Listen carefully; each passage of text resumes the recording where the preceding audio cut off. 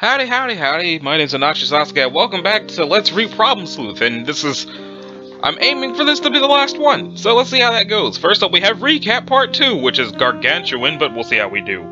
The devil is touching up a few notes on his sulfuric tablature. He documents a tale which was last updated in the Tome of Wayfaring Souls by now rather preoccupied Death. When Death had finished his last entry, DMK had just exposed his second phase. Team Sleuth had invoked their gambit scheme as Hid and Nib had begun wandering through the sleazy brothel in the sky, and Ad was embarking upon a game of life with Death. It is that game where we pick up again. The match began as a friendly one, but became quickly reduced to a series of boorish tactics by AD, who stole all of Death's money while he was distracted. They pursued each other in their game pieces, but AD struck a defenseless woman who was crossing the street.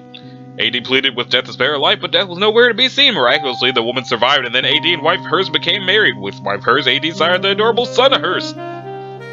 As a family, they enjoyed years of peaceful, prosperous life, and as AD built an empire on various illicit, legitimate establishments. This activity caught the prying eyes of thugs who were none too pleased with AD muscling in on their boss's racket. One day, while taking a walk, his family was gunned down by the thugs, and he auto-parried a bullet to save son Hers, but wife's Hers was not so lucky and perished. This prompted the surviving family to seek vengeance as vigilantes. They became Bat Hearst and Punisher Dick. Unfortunately, the Wheel of Life had different plans for them. Rather than fighting crime, they would be heading west to the open frontier. Tragically, Bat Hearst drowned while they attempted to ford the river in their wagon. AD was inconsolable with grief and wandered to the countryside heartbroken and alone. Eventually, he found a gun underneath a tree stump and shot himself. With each successive misfortune befalling Ace DMK's emotion levels increased, causing him to be susceptible to physical attacks. This allowed Problem Sleuth to inflict major damage through his gambit scheme of Candy Corn Vampire, with his heightened attributes such as increased strength, endurance, and vampire fastness. His first move was to invoke Combat Operandi Armistice, summoning Death, who was called away from his game of life with AD. Death gave Problem Sleuth his scythe to wield against DMK. Problem Sleuth utilized the scythe in its various forms, culminating with the A-Bomb Scythe, completely wiping out one of DMK's 2 health meters as well as permanently destroying the scythe, much to Death's sorrow. Concurrently in this battle, Hysterical Dame and Nervous Broad were trapped in the brothel, equipped with a couple of special corsets. They were confronted with a very large fan plug, which they proceeded to find a way to plug in for some reason. This led them on a journey through the brothel, which involved conducting sultry performances in a series of private booths, which involved using items on hand to either remove a small mural from a wall or conceal it with a coat of paint, or generally deface it in a rather seductive fashion.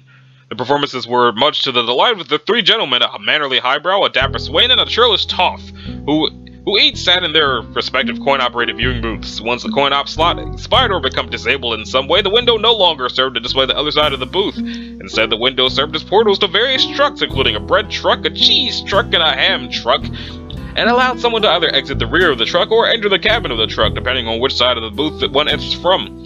This rear exit cabin entrance polarity was controlled by a series of switches on the ceiling just to the side of the booth, accessible only to the one with significant height attribute. Nervous Broad used these portals to thread the fan plug through them and then out the backs of their corresponding trucks. Stepping through the differently shaped portals as well as making adjustments to her aspect corset served to modify her proportions as well as her Vim attribute, which was at times useful for carrying the plug. She also helped the highbrow to drive the bread truck, while Hysterical Dame also drove the cheese truck with Swain to various destinations to facilitate the threading process. At one point, threading the cord through the eye of the ham needle.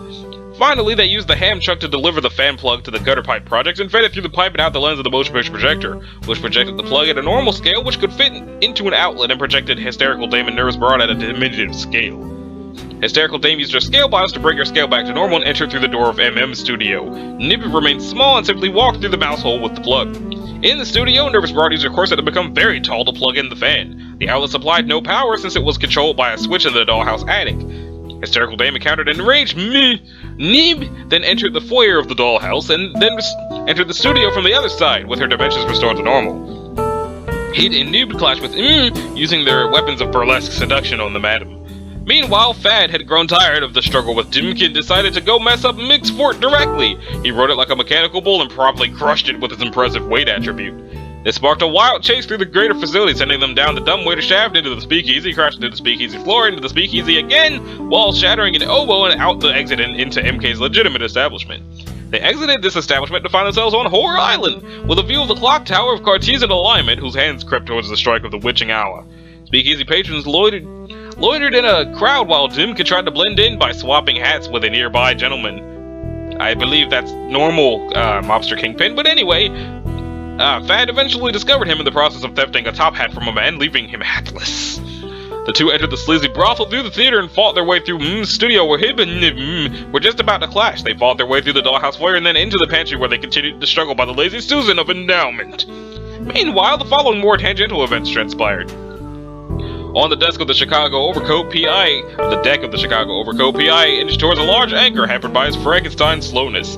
At the behest of Problem Sleuth, earlier 4 heroes from the kingdoms climbed the 66666 tile levels of the Cathedral of Syndetic Ascension, besting foes along the way. The dapper Swain found his way through the projector and was crushed by MK's careless foot. He recovered though to give a valiant peeping effort through his personal calcular lens. Eventually, all 3 gentlemen wound up in studio in diminutive state. After suffering a series of attacks, retreated to the dollhouse floor to equip her corset. She discovered it had been stolen, though.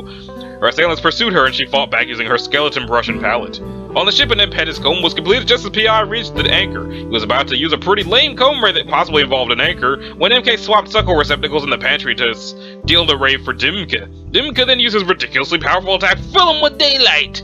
PI dropped the anchor overboard, hooked it to the cathedral, causing the ship to swing out of range of the attack just in time. The attack ripped the universe in half, exposing the extra-dimensional cosmic superstring strata. Meanwhile, the 4 heroes reached the top of the cathedral, which had also split in half, and they remained suspended in the middle. P, seeing his creation in peril, was spurred to rare action to repair the damage. He invoked Deus Ex Sewing Machina, picked up the ham needle with his fan cord threaded through it, and affixed it to his sewing machina. He sewed his creation back together, stretching the cord across the entire length of the universe and depositing the ham needle back where it was. The 4 heroes, having floated to the other side of the cathedral, together turned a crank which caused the cathedral's eye to zoom into the face of the clock tower, which was at the strike of midnight, locally known as the witching hour. This revealed a very large chronoscope of axial conjugation, extending from the eye, pointing at the distant clock.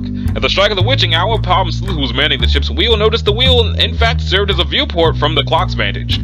He simply reached into the wheel, reached across the great void of space, and plucked the chronoscope from the cathedral, and pulled it out of the wheel as a normal-sized telescope, deactivating the wheel in the process. He threw the chronoscope to the highly immobile PI, who then affixed it to the scope of his sniper rifle, which caused the clock tower to transform into the clock tower sniper cannon, a weapon operated from afar by the sniper rifle itself. He used the cannon to deal a great deal of damage to Dimka, all of which was rapidly regenerated. But the salvo over time released enough Pang Nectar to produce 3 very large Impedis combs, the 3 biggest ones, dwarfed only by the 8th and final comb yet to be prepared. The 3 combs were applied to the following characters and their corresponding comb rays. Hid, comb ray Rolling Thunder. Nib, comb ray highly flammable case of the vapors. Piff Pia and Fia Pia, comb ray temporal replica collision. The first 2 were used in tandem with the final stand verse. In the final stand verses, completely defeating her. She wound up in the afterlife where she and the others would be cajoled by death to play a variety of games. Other characters would arrive in the afterlife in this manner over the greater course of events, including Whitehurst and Bathurst, who died in the game of life as previously described. Also winding up in the afterlife would be Fad, when during his scuffle in the pantry, MK swallowed him whole, reversing his belly of the whale attack on him through the method of extortion. This caused Mick to absorb his essence and become Fimk, a much larger and heavier version of himself. It had also become apparent that Mick was the one who stole M's corset, the gravity brassiere, as he was wearing it at the time of the incident. To restore his former size, he simply pulled on the volume drawstrings to decrease his volume. This concentrated his weight to a smaller patch of the floor, which he caused to collapse and fall through. He landed underneath the dollhouse table, beneath which the 3 diminutively sized gentlemen had gathered. The 4 heroes would eventually gather there as well, as they had since descended the other side of the cathedral to the city streets and had jumped through the projector. This group eventually included all of the speakeasy patrons after the witching hour had expired, including a hatless man who managed to obtain the ink of Squid Pro Quo for later ill-advised consumption. After slaying Hidden acquired the skeleton key to unlock the door to the upper floor. They ascended, freeing several whores, and recovering Ben Stiller's sunglasses. They reached the attic and flipped the switch, supplying power to the outlet. The fan, however, did not receive power right away, since the electric current now needed to traverse the entire length of the universe, a journey which would take light approximately 32 billion years round trip, and would take current through a copper wire even longer. Below the dollhouse table, the gentleman aggressed foppishly, which caused him to tighten his gravity brazier to increase his mass while decreasing his volume, augmenting his gravitational pull overall. This pull caused Hid, Nib, and the liberated horse to fall through the floors and under the table, where they, the gentleman, and the 4 heroes would battle what had become of Dimimiki. They fought Dimimiki to no avail, as his gravitational field absorbed each attack. The highbrow playfully used the small kingpin with his level 4 hoop tech Dimimika Katamari ball and began rolling up everyone in the room into a ball, stuck together by the gravitational field. Angered, Dimimika pulled his drawstrings even further, increasing his mass and falling into the bottom of the whole island altogether. The jumble of characters fell through the sky for some time while below the others dueled with Dimka. Zad used combat operator Check Yourself Jonah to summon a whale, which he commanded as a mount. It was quickly shot by the sniper cannon. Zad and the whale fell to a prison building below, where the whale died on the roof while Zad crashed through the numerous floors and became trapped in a cell with a prisoner. Eventually Zad, the whale, and the prisoner wound up in the afterlife too. Piff P used the penultimate comb rave temporal replica collision in conjunction with his future self, Fivip, who finally appeared in Fivip's previous use of temporal replica simile. The two accelerated through the traffic light portals, collided together, intersecting with Dimka. His attack depleted the remainder of his health and caused him to descend. It also killed them in the process, and the part pickle collision created the short-lived Higgs bonehead in the process. Meanwhile, everyone in the afterlife was developing the habit of coming and going through death's door, well, much to the dismay of death. It was at this point when Ad shot himself in the game of life, emerged from the game unharmed, and reunited with his family, which set Dimka's emotions to be maxed out and time to be dealt massive damage by the replica collision. The cluster of people falling with Dimimika eventually landed in the game of life on DMK's hat. All characters except for Dimimika exited life's door, opposite death's door, for a large reunion with the deceased characters on top of the hat. Problem Sleuth turned the ship's wheel, causing the large barrel to fall and bounce on Pai's head down the vulnerable below. It struck the bulb, depleting its spunk mirror. The bulb closed, Dimka ascended, and soon revealed his third and final face.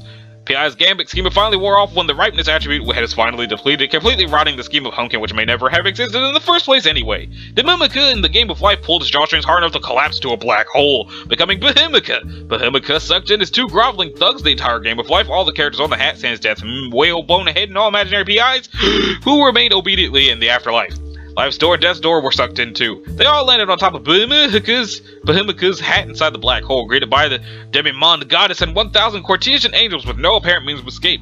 Dimika's new form quickly ensnared Problem Sleuth and Pickle Spectre in his Briar of Cruelty. Problem Sleuth that recently obtained Ink Squid Pro Quo dropped by the Hatless Man, but has yet to discover a weapon to wield against Dimka. In space looms the biggest comb of all, nearing completion. Orbiting it is a moon, about which itself orbits the Candy Mecha legs, which support the precious Captain Snoop Bust. Also, on Jagibi's instruction, just became all the subatomic particles that ever existed in the universe and always comprised every character in every physical location all along. I wonder where that goes. Right. Google Chrome. Oh! I didn't even know there was a map. How about that shit?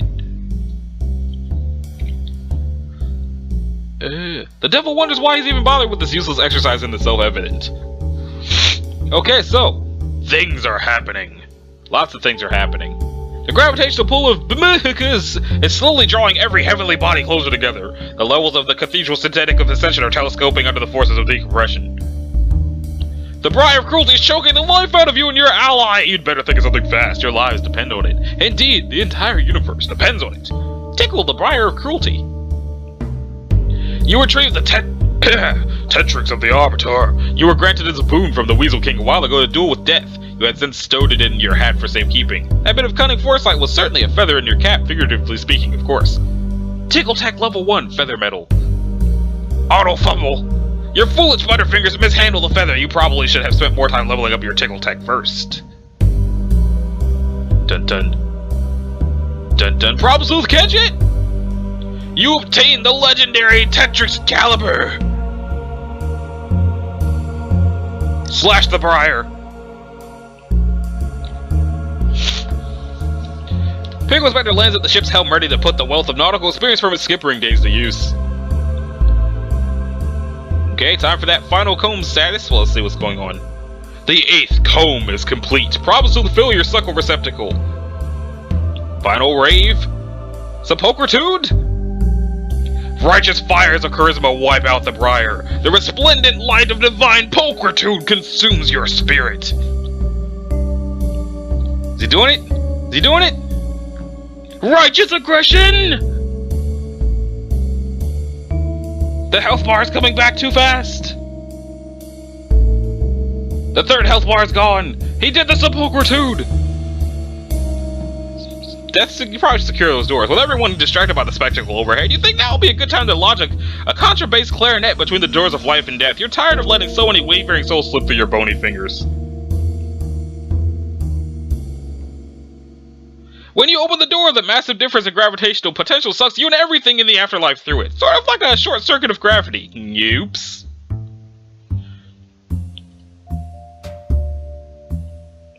They seem to be standing in one spot, though. Flowers and angels and honeybees are everywhere. What a mess. You gotta get that door closed. It won't be easy, though. It's likely that only the strongest man on Earth can close it. A-Stick, level 99, Belly of the Whale, Blowhole, Swan Song.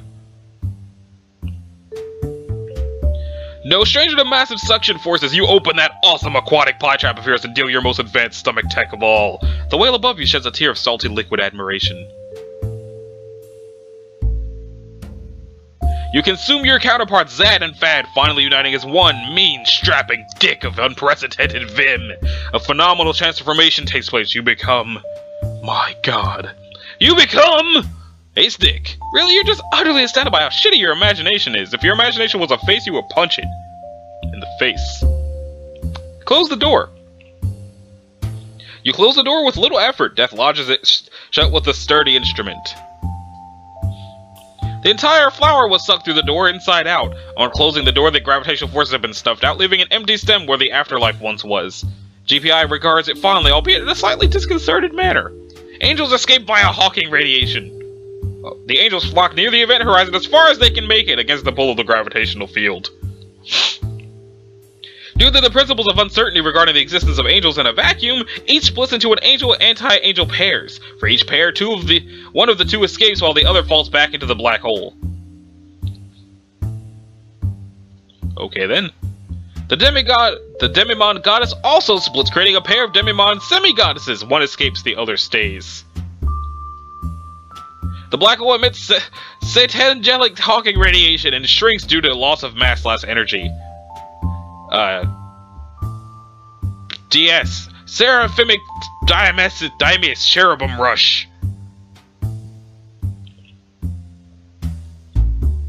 The Demimon semi-goddess commands her army to throw everything it's got at the unholy demon head. The angels and anti-angels that remain in the black hole settle back down on the hat. Hatless man retrieve hat. The ornery drunkard snatches his well-traveled headwear from death. He has a bone to pick with him, and he's gonna let the bony fella hear it. The man vomits into his hat. Grant Problem Sleuth a boon. The demi-goddess bestows you with the most powerful set of keys in the universe. The Smith Corona Blot Spitter! Dispatched of the despotic. Convincer of the uncompelled, it is one of the several fabled holy weapons reserved for the chosen arbiter. Sealed and protected by the realm's hallowed figures of nobility. She plucks a ribbon from her hair and supplies you with ammunition. You require one ink ribbon cartridge. Load the weapon. You load the cartridge into the blot spitter, pulling back on the bolt handle. Lock and load with a ding! Level 98 Sleuth Diplomacy, poison pen letter!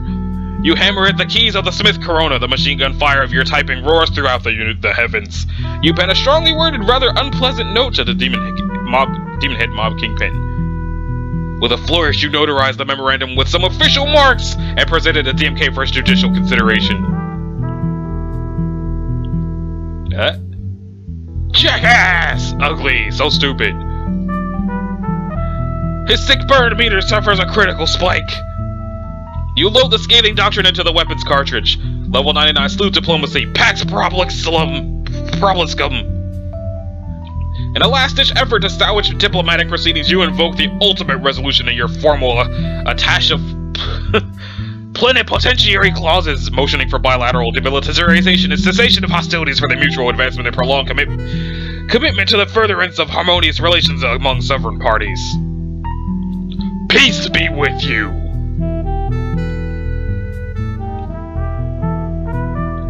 DMK's second health meter has been eliminated.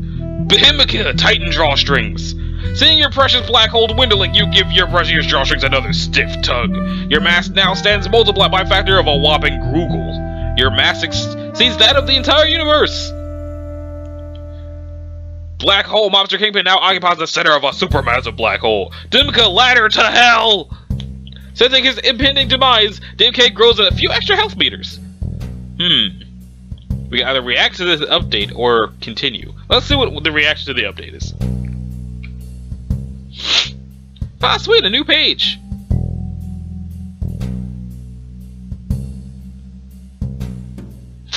Aha. Let's continue. Okay then. Devil, prod damned with fork. You give the morons a lively poke with your gay pornography. The morons shed tears either of torment or of gratitude. You will assume it's the latter. The universe is becoming a rather crowded place. The sun? The Chicago overcoat is now headed straight for an encroaching sun.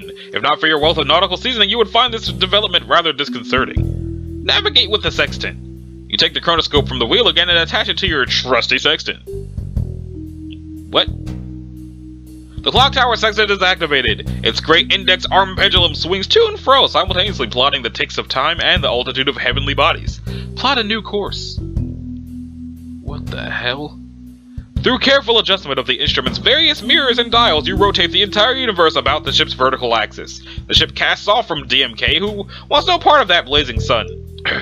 You are free to navigate the stars for however long they may last. You pop the scope back in place to reactivate the wheel. Although that may have been somewhat premature, you're now headed directly for the clock tower. Weasel King, ride Mount Lardass like a mechanical bull.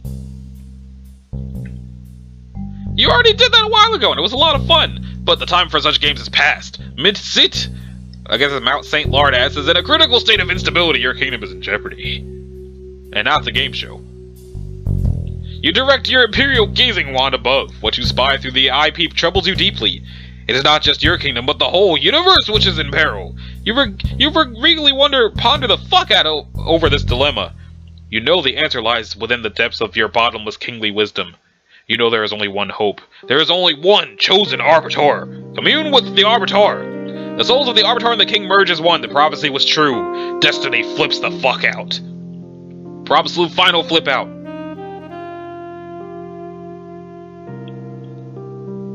As he just, like, annihilates all these health bars.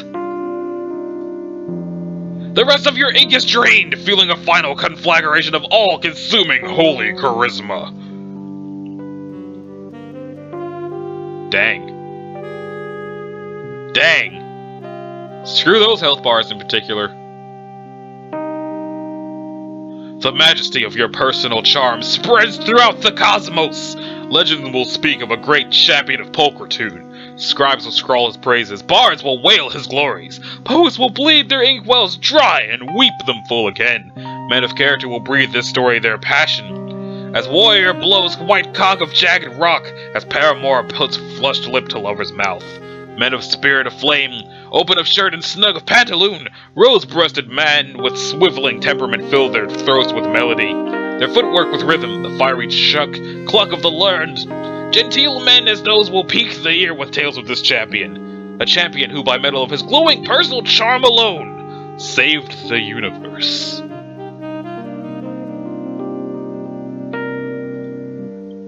The vulnerable blooms, exposing DMK's fetal seed pod.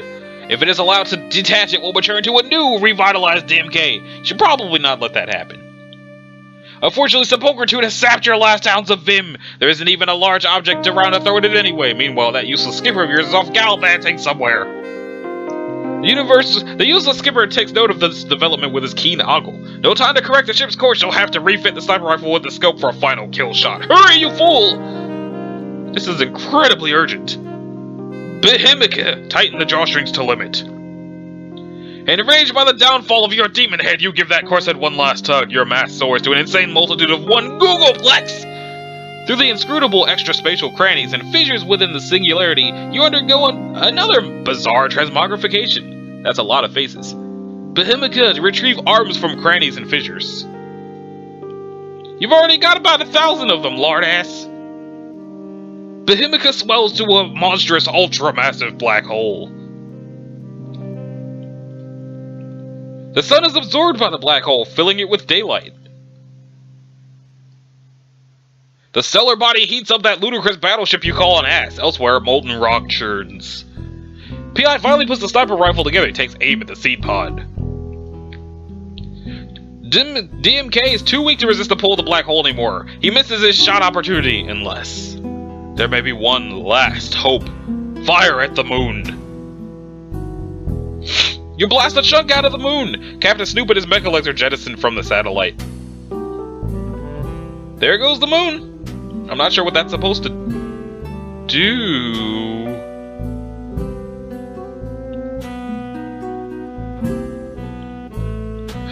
Death does not like what he's seeing. But none of the rest of them seem to see it happening. Problem Sleuth? As the black hole expands, Problem Sleuth is pulled closer to its event horizon. You watch universal events around you accelerate as it approaches. The Chicago Overcoat approaches the clock just before the ship collides. The universe flips around sporadically for reasons you can't explain. Time zooms off to infinity. The electric current travels through the fan cord across the relativistically shortened span of the universe in the blink of a relativistically accelerated eye. It's like a smiley face. Private booths. House. It reaches the ham needle, loops through it, and doubles back across the universe. Lickety split! Finally, it reaches the square shoulder tolls through the bread truck, out the private booth, and through the ceiling of the brothel. What does it do? Captain Zeus' noble mount comes to a rest at the foot of Whore Island. The end of his long journey coincides with that of the electric current. Oh! I think I see what's going to happen. Go, Captain Snoop, go! What the hell is going on here? The bus falls into the labyrinthine pseudo-cube comprehensile's unfathomable catacombs. Egad! Once again, no time to correct the ship's course. Gotta save that bust. Only you can do it. You know that cube inside and out, literally. Steer the universe! You pop the scope back into the wheel and steer like a man possessed. You mature the ultimate steer tech. Chauffeur's reckoning. A man, a wheel, a dream. The universe flips around sporadically for reasons which are now plainly evident.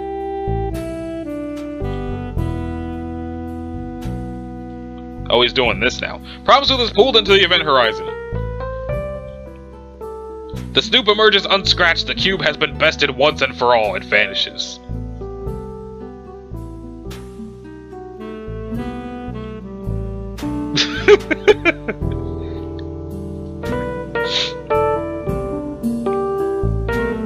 You may be a winner for now, but your triumph looks to be short-lived. Aggress the seed pod! You order your army of angels, anti-angels to finish off the foul demon head. They swarm to your command. Defensive glower. I thought you were dead. Defend the seed pod at all costs. Back ye wedges. The Demimon semi-goddess has been slain. Flip the wheel one last time. You turn the universe, redirecting the bus towards the other side of the black hole. Captain Snoop is pulled in. The angelic army has been all but exterminated. A preoccupied DMK does not notice the Trojan bus advancing. The bus explodes on impact. The candy inside rains sugary death on the fetal seed pod. I forgot there was candy in that thing. DMK's supply of Pep Gold is almost completely wiped out. But alas, there's just a little bit left. The candy corn! Of course! It is time to make the ultimate sacrifice. You finally part with the precious cargo.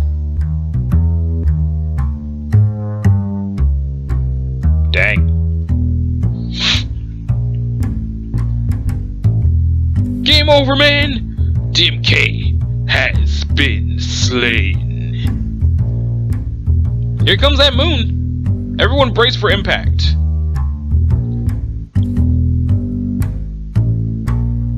Duke. That's certainly a sound of a moon landing. Oh, he's in between the sun and the moon. Behimica is pushed through his corset. Mount St. Lardass erupts.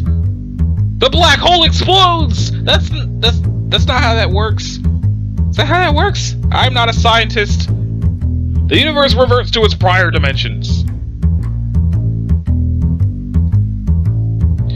Everyone and everything trapped in the black hole is ejected in random directions throughout the universe. DMK's hat falls through the sky. You breathe a sigh of relief. You can't imagine what you could possibly be forgetting to do. What the heck is that giant ticking sound? Ew. And what is the meaning of this large, busty fish woman in your wheel's viewport? Oh dear.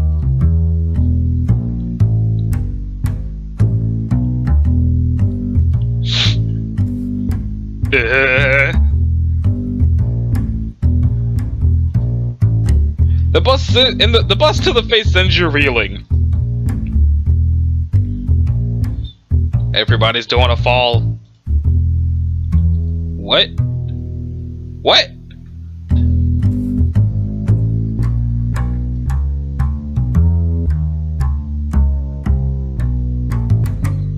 DMK's hat is skewered by the ham needle.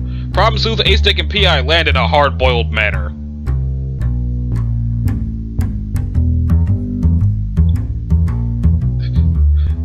Pose as a team cause shit oh.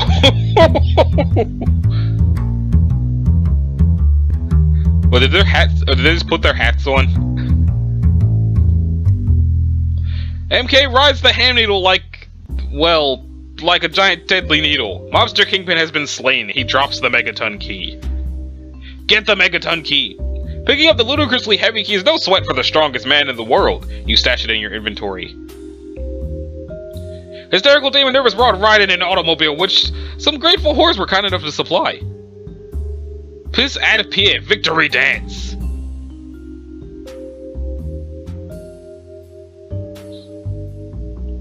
While the others set their feet aflutter with riotous mirth, our hero is in no condition for merriment. You are one of the top problem sleuths in this coliginous world.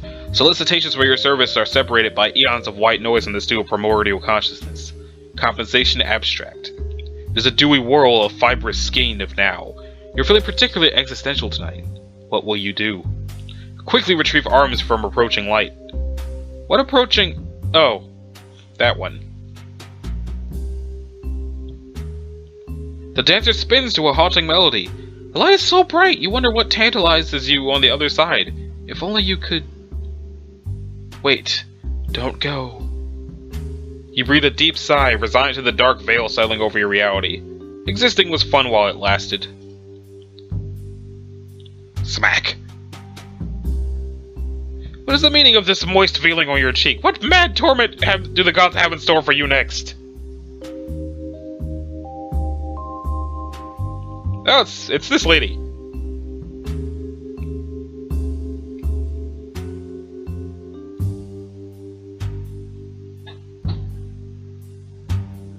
Confused Problem Sleuth. Are your eyes deceiving you? Is she slipping away? Was it all a dream? No, it wasn't a dream. Quit bumping gums, you noodle-nosed loon. Now prop your lazy balls on the getaway sticks and shake a leg, mister. Everyone will get in the fiver of this the flavor of this trip's for biscuits, see?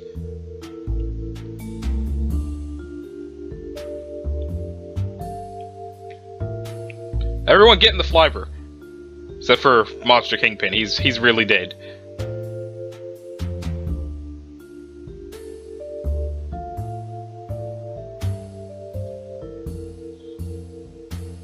Okay, so they they're back in their office.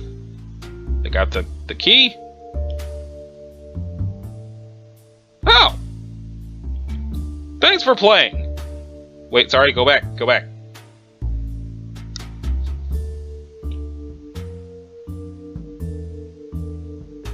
You're a winner! Apparently. Thanks for playing. Problem Sleuth end credits. Animation, Andrew. Level design, Andrew. Story, you. I had nothing to do with the story. I'm reading this like a decade late. Epilogue. Ooh, color. They're still boating that clock.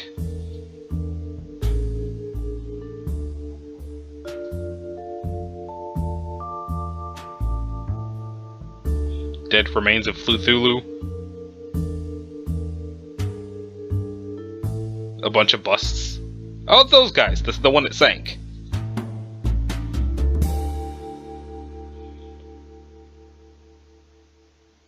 What? Okay. Hey, it's the pumpkin! And some candy corn. And hell. And... who are you? Oh, you're the... oh, ew. The guy who vomited into his hat.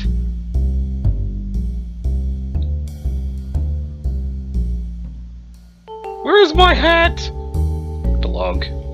Oh, there's the hat. What? Wifehurst, why?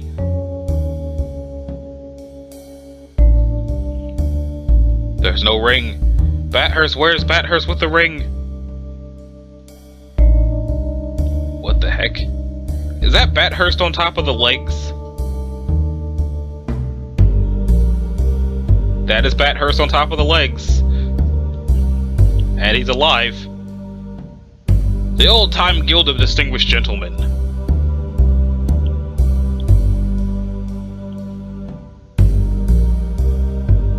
Mustache. Oh, it's a mustache twirl off. I think he already lost.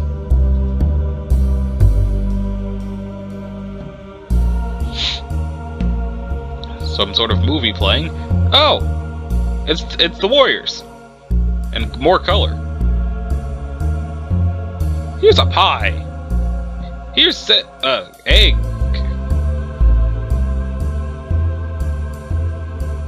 What? What?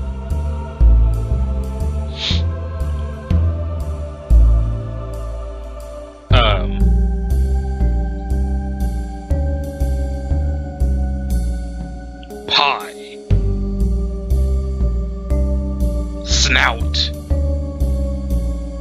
Friendship.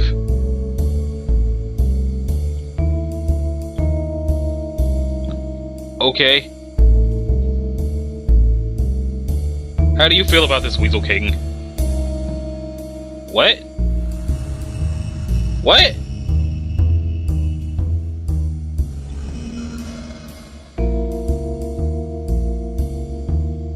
There's the car. I've read Problem Sleuth before, and I don't remember any of this. I do not remember there being a bunch of color at the end.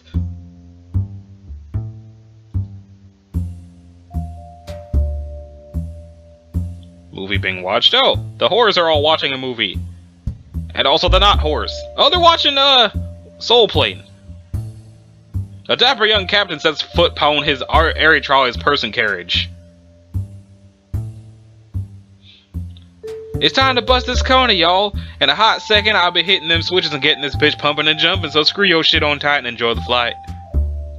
I can't do a Snoop Dogg voice right now. I haven't heard Snoop Dogg speak in a while. That one whore looks really angry.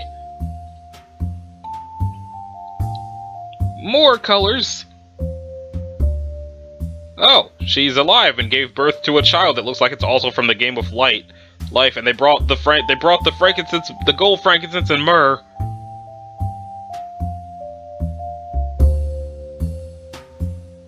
There's a fan, there's a cinder block, there's receptacles. Fiesta A-stick, the bee, the generator with the crazy window, the typewriter, the safe, a bust of Sepulchritude! Dead Buster Us guy. MK exit the afterlife. Death is nowhere to be seen. You take this opportunity once again to sneak out of death's door. No, you don't. You are a loser! GPI fondly regard creation.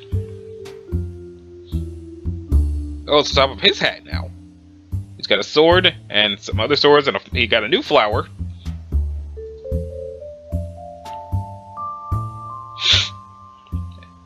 And he has Ben Stiller shades. That reflect the universe. Because that's what Ben Stiller shades do. They reflect the universe.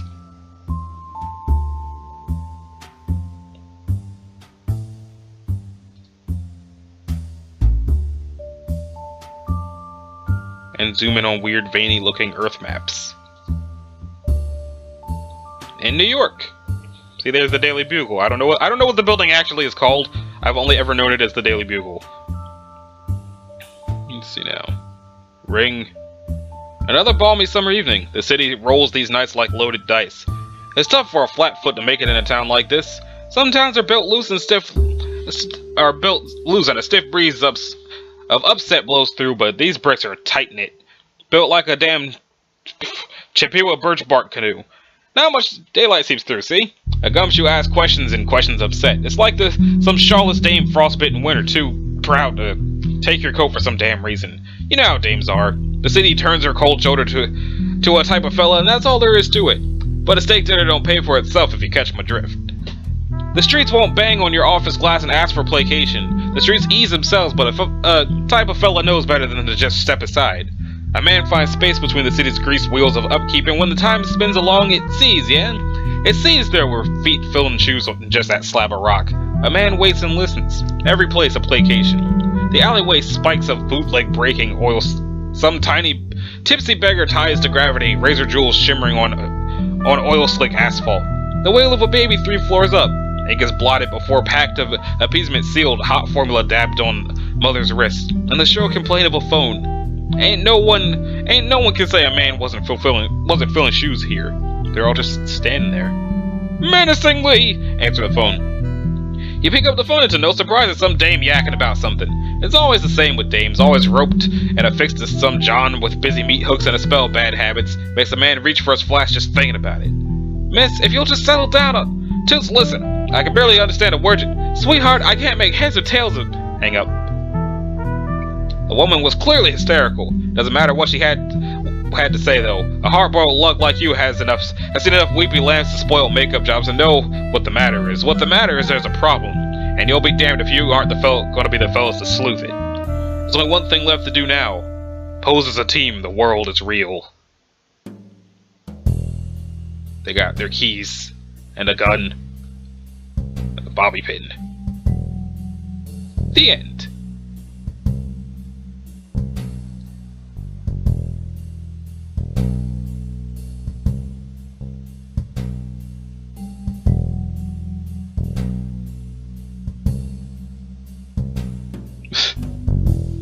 Okay, cool. So, this has been Problem Sleuth. I actually managed to finish it in 10 episodes. This will be the first Let's Read I've made it all the way through.